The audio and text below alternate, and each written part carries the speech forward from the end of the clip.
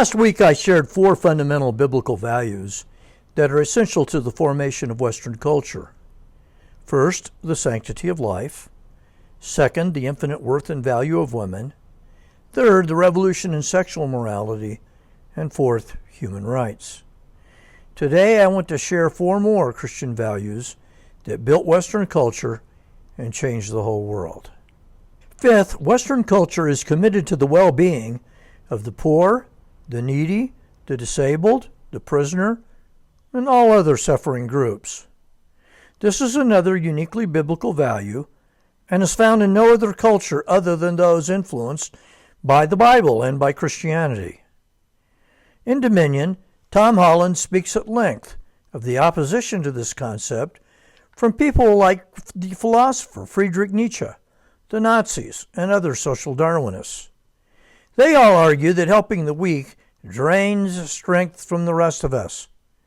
Of course, Jesus Christ said the opposite, and his view has dominated and still dominates Western culture. The 6th value moves us into the realm of the scientific revolution. The created order is separate from God. Or to put it differently, nature and God are not the same thing, or nature does not contain God. He sits outside it. Genesis 1:1 is the verse in the Bible that made science possible because from its beginning, the Bible separates nature and God, and without that theological assumption, science is not possible. When the scientist looks at the natural world, he sees one that operates on consistent, orderly laws. It is not inhabited by some capricious deity who keeps changing the rules. A legitimate scientific discovery is true now and has been true from the beginning. It is true in Bismarck, North Dakota, and Phnom Penh, Cambodia. The 7th value, consistent with the previous point, we have an orderly universe because it is created and governed by an orderly God. In 1925, the world's greatest philosopher was Alfred North Whitehead. He told an audience at Harvard that Christian theology was essential for the rise of science in the West. Quote, "The greatest contribution of medievalism to the formation of the scientific movement was the inexpugnable belief in the rationality of God." End quote. This led to a belief in the rationality or orderliness of nature. Whitehead goes on to say, quote, "Every detail of the universe was supervised and ordered. The search into nature could only result in the vindication of the faith in rationality." End quote. The scientific revolution occurred only once. It occurred within Christian culture. 100% of the men who put it forward were Christians. 100%. That is not a coincidence. It was built on a foundation of Christian doctrinal assumptions.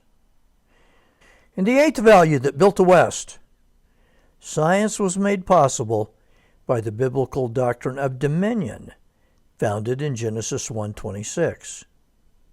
Man was to have dominion over nature and use nature for his own benefit. When I was a college student, I read one of the most famous environmental essays of all time. It was written by a UC Berkeley professor named Lynn White and was entitled "The Historical Roots of Our Ecological Crisis." White argued that we were in the process of destroying the earth. Even then, I realized this was nonsense, and it still is. But what fascinated me was that White argued that the scientific and technological revolutions arose because of Christian culture. He blamed Christians for it. I gave Christians credit for it. Every material blessing he and I and everyone else enjoyed was due to the influence of the Bible and Christian culture on the technological and scientific development of the West. He was grieving over this, but I was rejoicing over it. But make no mistake, he and I both agreed that Christianity was the cause of it. The 4 ideas above and the 4 I gave in my last video are exclusive to the Judeo-Christian heritage. Without the Bible, we wouldn't even know these ideas, much less believe them. They were originally revealed to the Jews, then taken by Christianity and spread throughout the world.